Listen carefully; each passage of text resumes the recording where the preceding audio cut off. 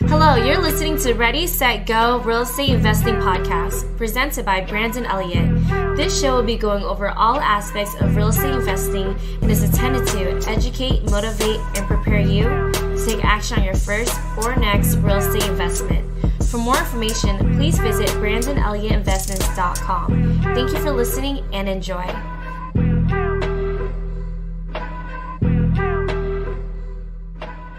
Welcome back, everyone, to Ready, Set, Go Real Estate Investing Podcast. I am your host, Mr. Brandon Elliott. I'm excited today. We have a gentleman from the East Coast right now that has been in the game for wholesaling for the last 7-8 years. And what's really exciting is this guy's doing 10 plus, wholesales transactions per month.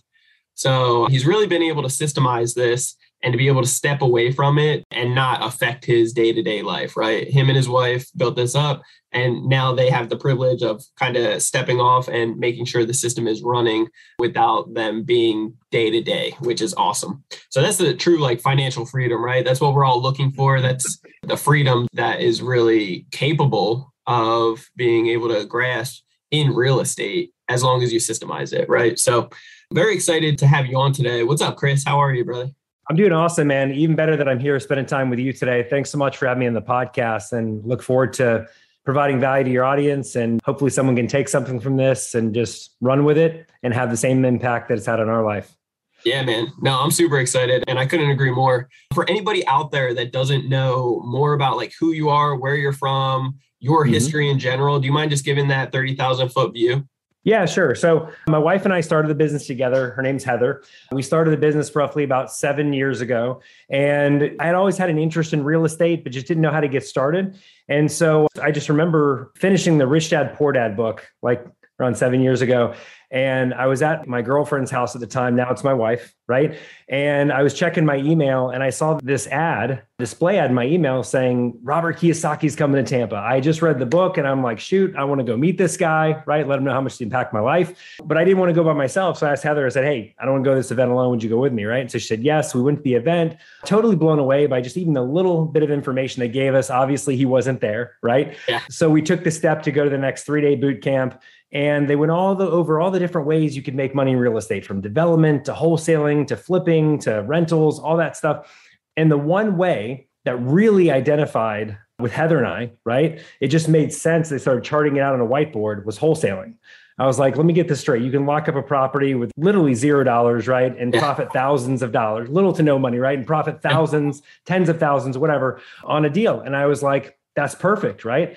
So we took that strategy and we've done everything in this space, from marketing to find deals, from driving for dollars to cold calling to sending mailers to online marketing. But in the very beginning, we didn't have a huge marketing budget, right? So we had to start with where we were. We were dropping drop cards on people's cars in Walmart parking lots. We were literally walking up and down subdivisions with rubber bands and flyers, putting them on people's doors, see if they want to sell their property. So, any type of thing we could possibly do to get sellers calling us so we could at least have some conversations, right? Yeah. And then, of course, it all became very real after we did our first deal.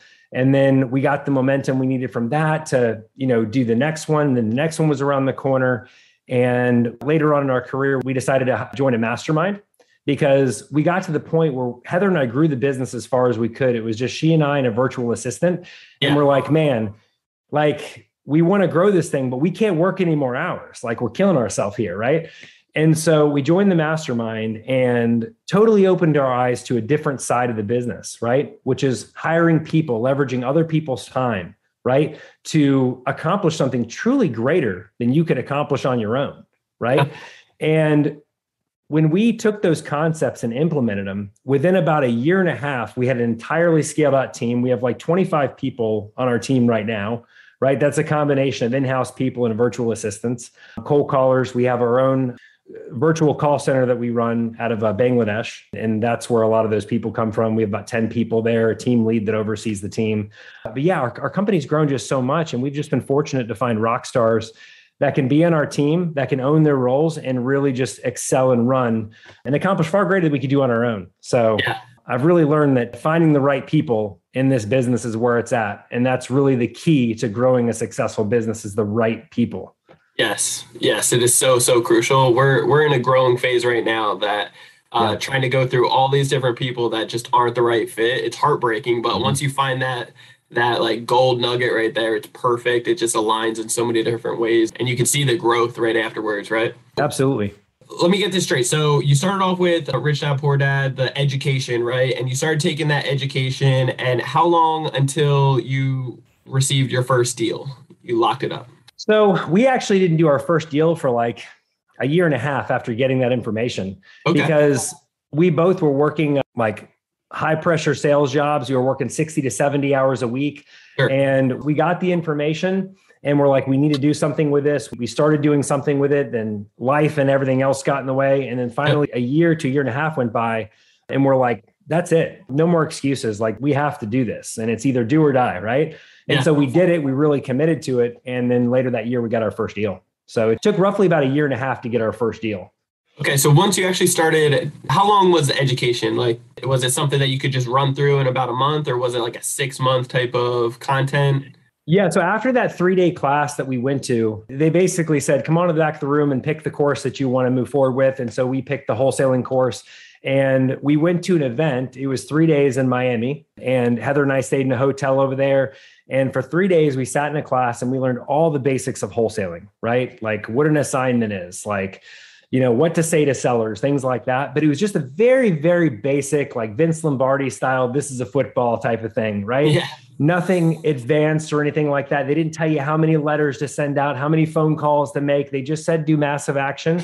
And here are some ways you can reach out to sellers and network and create relationship. So that's what we did, right? Yeah. And after that class, that was when we really, lit a fire under us and we really started getting going with it. Okay. So once you actually started implementing it, tell me that first deal. What did it look like? How'd you get the lead? How long did it take to lock in? Do you remember the numbers? I know that's a while back, I do. But it's that first one, baby, Yeah. Yeah, no, I remember it. And matter of fact, I wish I would have bought this deal back then, because looking at it, what it's worth now, it just blows my it's heartbreaking, right? But anyway, but it was just the right deal at the wrong time, still the wrong opportunity, right? So my wife and I lived in an area that was a part of the suburbs, right? So there was like... This is like Florida? In Florida. Yeah. Okay, so in Tampa, Florida. So we lived in an area close to what's called West Chase. It's like the suburbs of Tampa, right? It's away from the city, very family oriented, all that. And so being that we lived around that area, we didn't really know anything about pulling zip codes for marketing. So we're like, okay, well, bandit signs is the cheapest marketing source. So we're going to just put a bunch of those out where we are. Yep. And not a lot of competition for wholesalers in this area, because people don't think that it's not the ideal type of investment property. There's no absentee owners really over here or anything like that. And so we just put up signs where we were and did what they told us. And this one couple gave us a call and they said, hey, we have a property we're looking to sell. It's our home that we're living in now, but we're looking to downsize and move. And this property was, I want to say it was roughly around 3,000 square feet, maybe a little bit bigger, 2-story house, beautiful house, and just an amazing neighborhood, right? Properties like this don't come up to wholesale, right? Yeah. And so we met with the homeowners in their living room. We sat across from them. We told them, hey, listen, we're not really looking to buy this house for us, but we do have investors that are very interested in properties like this. And we drew up a contract with them, And so we put that in place. And God bless those homeowners, because we must have done 3 extensions with them. And they were so patient through the whole process. But on the third one, they kind of started to get a little antsy. Are you going to close or not? Yeah. Yeah, exactly. But we didn't have a buyer's list at the time either. So we're like, this is crazy. I don't know what to do. So we're like, well, bandit signs really work to get us sellers. So wouldn't that work to get us buyers? And so we started putting out a bandit sign, right? And we started saying, 4-bedroom, 3-bath, property in this area, this much money, call, right?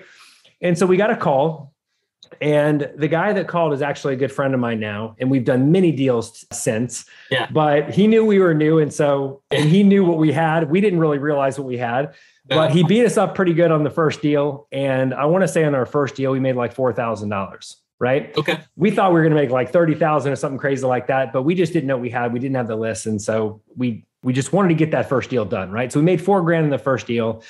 And that prompted a conversation with us and the sellers after we closed, saying, hey, what other properties do you have? They had a townhouse they were looking to sell, and we couldn't quite make the deal work on that one. But shortly after that, from another area, we were putting out signs, this absentee landlord gave us a call. Property was vacant. I guess the tenant had passed away or something like that. And he just wanted to sell it. This thing was in great move-in ready condition. And we attended some RIAs and I networked with this other buyer. And he said he was looking for property specifically in this area. So we found that property, sold it to him. And I want to say we made $8,000 on the second one. And then just kind of went up from there. And then later on, started doing more marketing, more deals started coming and kind of went on from there. Yeah, I love it. And what did you put down for earnest money to actually like lock it in? Yeah. So we put down, I want to say it was $100 that we put down at first. Yeah, that's cool. So we put down $100 and we were just totally blown away that it worked. I mean, it was one of those things where it's like, we just heard that worked. We put it on the contract and after the seller signed, we're like, wow, it actually does work. Yeah, it works. Yeah. So you spent a couple $100 on marketing for signs, you know, and yeah, it was really like one of those little to no money out of pocket to be able to pull in this awesome deal, which is great. So let's talk about systems. I want to hear about like the growth, that pivotal point. How long was it until you actually joined the mastermind group? Because you mentioned it was just you, your wife, and then you had a virtual assistant. Okay. Mm-hmm. So how long did you guys play that role before you invested in yourself in the mastermind group and then started seeing the ROI? Yeah. So we waited way too long to hire. Way too long to hire. We did everything ourselves. I think we all do. Yeah. Oh my gosh, man. It's crazy. If there's any best advice I could give to whether you're a new entrepreneur, real estate investor, whether you're seasoned, you've been doing it for a long time, get out of the driver's seat, hire people right now. You're going to have these self-limiting beliefs where you're like, oh, I don't have the money to hire these people. I don't have the budget to do it. It's not the right time. I don't got enough leads. I don't have this. I don't have that. Or but I don't have X, Y, and Z. Insert limiting belief here, right? But at the end of the day, you have everything that you need. You have all the resources you need to have. Yep. And at the end of the day, you just got to focus on finding the right people. That's it, right? Yes. If you find the right people, you'll get the growth that you want, right? But it's kind of counterintuitive, right? A lot of people are like, no, I need to get to this point before I hire people. And once I'm doing this many deals, then I can bring people on. Not the case. If you bring the right people on, you'll do the deals. Because we couldn't do what we're doing right now with just Heather and I by ourselves. It's impossible. Yeah, of course. So to answer your question about how long it took. So we did the business ourselves for roughly about 5 years, right? And we actually got to the point where we were almost like burnt out because we were doing it ourselves. We were, we had broken free from corporate America, right? Thankfully, that was a blessing. And we were at the point where we're like, we want to take this to the next level, but we just can't work any more hours. There's no more hours in the day to make that happen. I mean, managing the marketing, talking with sellers, we're selling properties, we're pulling lists, we're everything, right? Yeah. And so I was just like, that can't go on. And so I found this mastermind and they were talking about how you could experience freedom by having an automated marketing machine and putting people in place and everything. And I was like, this is what we need to do. So we were a very easy sell for the mastermind. They basically said, hey, this is what we can do for you. We're like, yes, how much is it? Where do we sign? Right. Yeah. So we joined that. And then within the first 6 months of the mastermind, we had our own limiting beliefs come across us, right? We were like, you know what? This all sounds great and we're going to do this, but we're going to work a little bit harder, right? We're going to take what we've learned so far and we're going to stack some cash, right? And then from there, we're going to hire people. So that held us back a little bit more. And then 6 months later, we're like, what are we doing? Like, we just need to follow exactly what they say to do, right? Yeah. So we did that and then we blew up. And then I would say about a year to a year and a half later, that's when we scaled out our team. And now we're like at around 25 people on our team, almost 30 people on our team. I love it. We just went crazy with it. So once we figured out that was the thing to do, we just said, we're going on. Start hiring a bunch of people and started seeing the results from it. So if you don't mind, break down the system. What does it look like? The different, I guess, division or members of the team? Yeah, great question. So as far as the acquisition department goes, that's the sexy department. That's what everybody wants to know. How many acquisition managers do you have, or do you have acquisitions outsourced? So Heather, my wife, she is you could call her the COO, the integrator, whatever, right? She oversees the acquisitions team. And so from there, we had 2 acquisitions managers. We are down to 1. We're hiring another one to replace that second one. And so right now we have 1 acquisition manager. She oversees him. His name is Edison, and he is a complete rock star. She basically just took everything she knew, poured it into him. Yeah. And he's the one that handles all of our leads right now. So he's great. The other side of the business is the dispositions and marketing side. And that's the side of the business that I handle, right?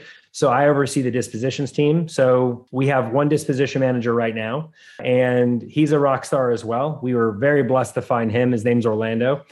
And we have the marketing side, which is run by a VA, very talented VA.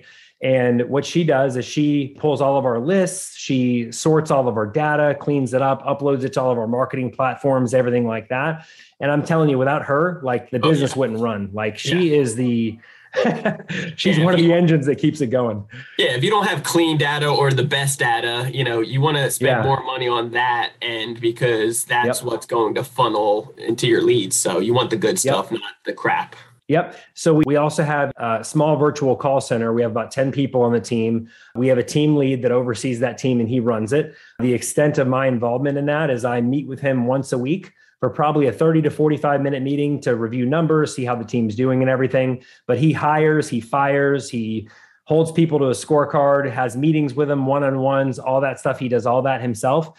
And then outside of that, we have a team of virtual assistants that handle just various admin tasks for us, handles my email, scheduling. They handle just really anything that I need them to do.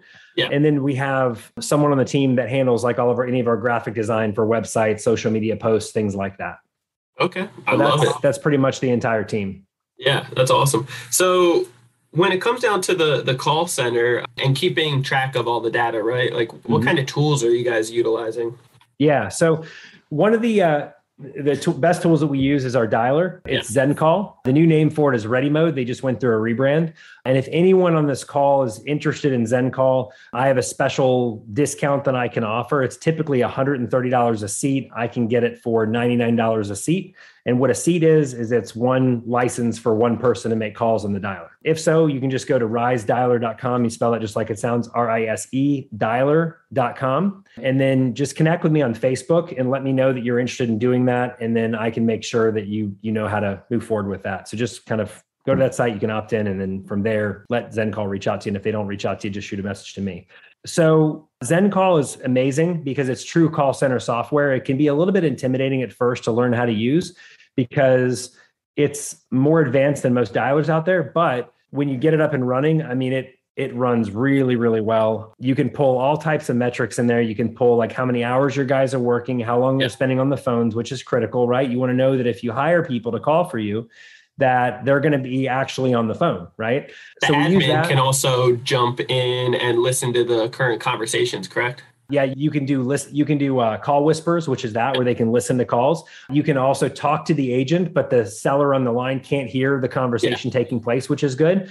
You can do what's called a TO, where let's say someone handles the call to a certain point, and then the call's ready to get taken over by like a higher level sales rep.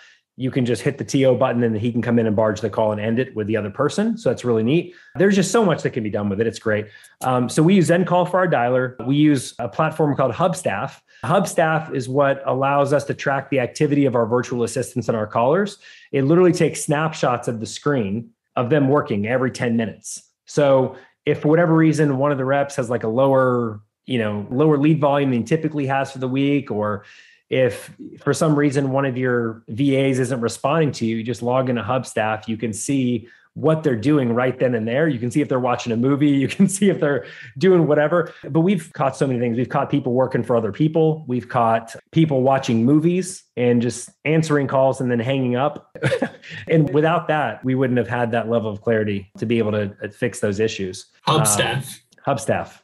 I love that. Yeah, I did not know about that. So it automatically takes a picture of their screen every 10 minutes, or you have every 10 minutes. Yeah. No, it automatically does. So you can log in, you go to the activity, and you can see what they're doing at every second throughout the day that they're working for you.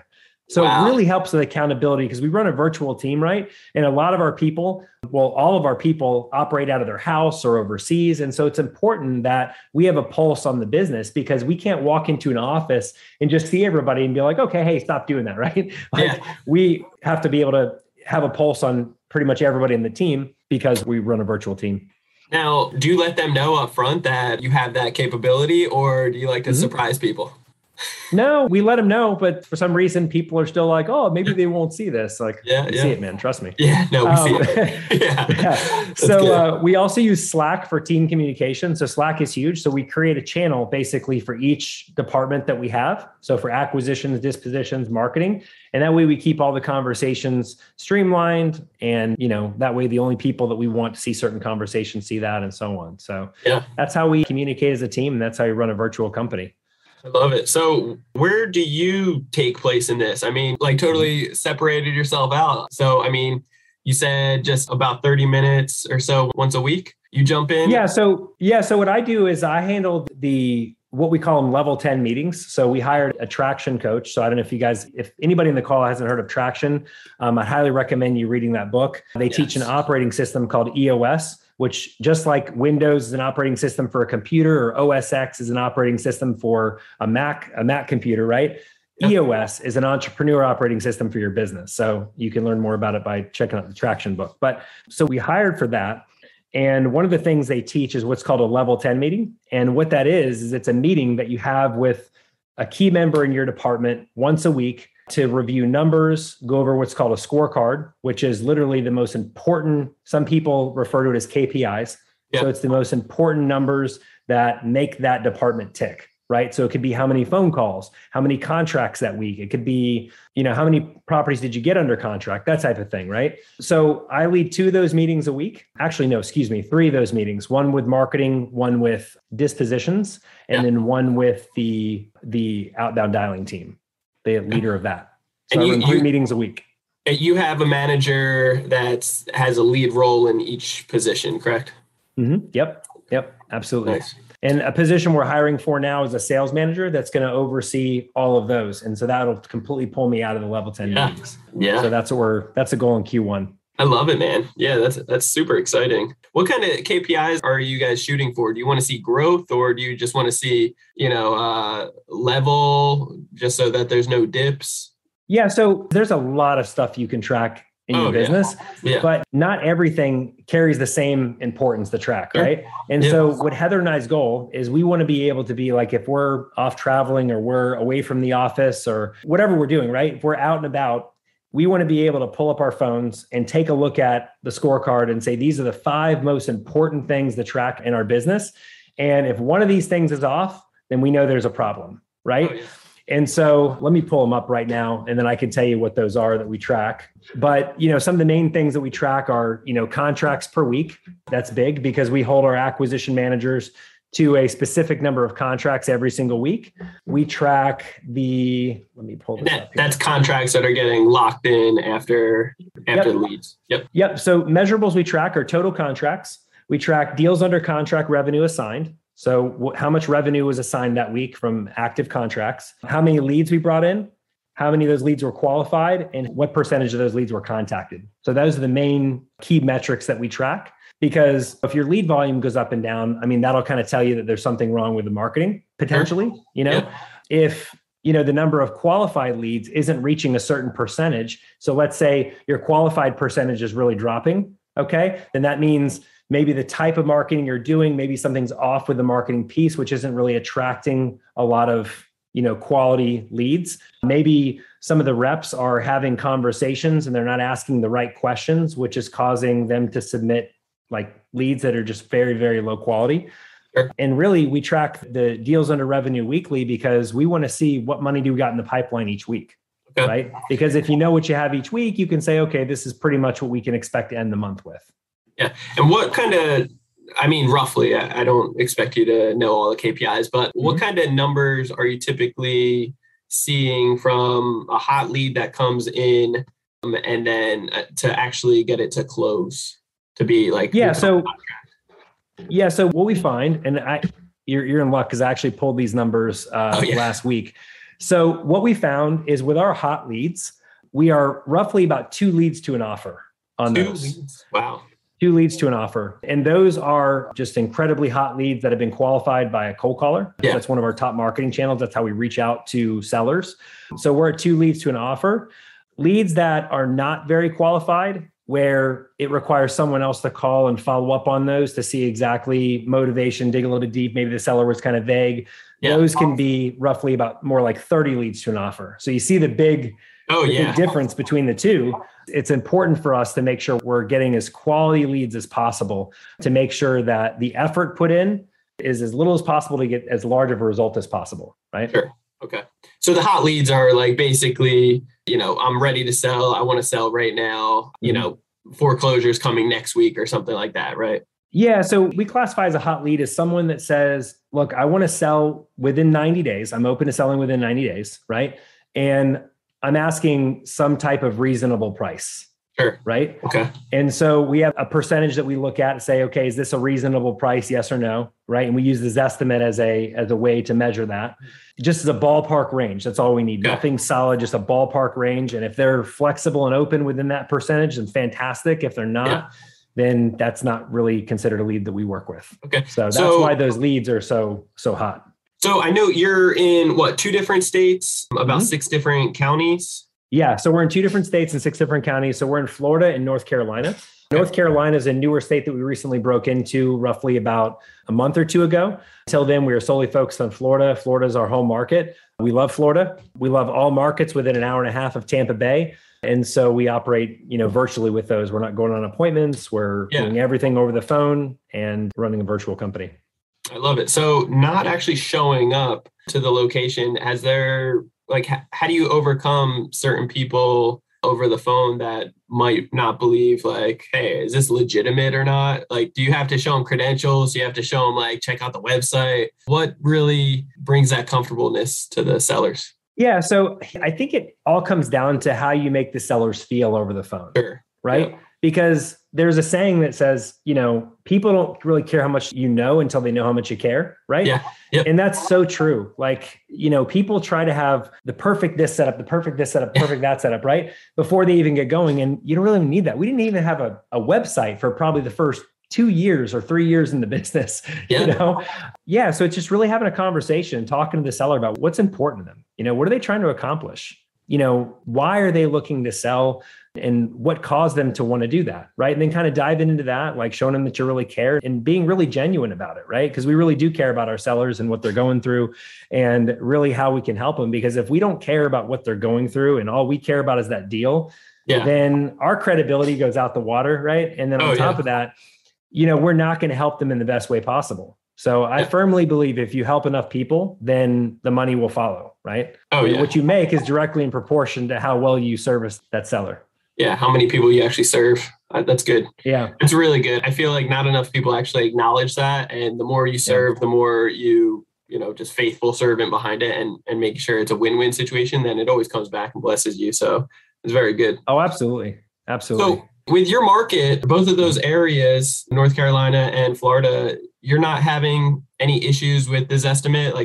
Those are legitimate numbers for the most part, or at least pretty accurate? Yeah. So what we do, when we go into a new market, we run comps on a handful of properties and then compare it to what this estimate value is. And we see how close it is to see if that can be a realistic measurable, right? Yep. And so we're not saying that this estimate's the ARV, right? Yeah. We're not saying that's the best, that's the accurate appraisal of the property or anything like that, right? So we just use it as a measurable, right? Because you have to have some type of reference point. We're having so many conversations. Yeah. So, our team made and I'm only talking about our call center team, they made 1.5 million calls last month, right? And so with that many conversations, you have to have some type of reference point to say, is this going to be a good lead to work with or not, right? And so with that, that's how we test it in different markets. And then once we have that idea of saying, okay, something in this range could be considered a deal, from there, we can dig a little bit deeper once we see this opportunity is worth our time and worth diving more into. Yeah, that's so good. Man, 1.5 million calls. That's a lot in a month. That's a lot, man. Yeah. It's a serious amount of calls, I know. Yeah. Wow, that's cool. When it comes down to mistakes, I know you were kind of laughing about it prior to jumping on the live call here, but is there anything that really stands out as a mistake that, hey, I'll never make this again, or that you might just think, for the listeners, somebody just getting started, this could really help them out? Yeah, absolutely. So, we've made so many mistakes But I think that's the reason why we are where we are right now, right? Yes. John Maxwell has a book called Fail Forward, which is excellent, right? Always been a Maxwell fan. And the main thing he talks about in that book is just massive action. Don't worry about the details, right? The details will figure themselves out. Just take action. Too many people waste time thinking about the details. And I think one of the biggest reasons, I was just at a mastermind over the last 2 days, and one of the things we talked about is why beginning investors don't get the results they want in their business. And even people that are more advanced, like why they never achieve what they truly want to achieve, right? It's because everybody has like mental blocks, mental limiting beliefs that they have that have been ingrained in them from when they were a kid, maybe from things that they were taught, maybe things that they watched as a kid, whatever experiences they had. And people don't give that stuff enough attention to see how it really affects the decisions they make in their everyday life today, right? Yeah.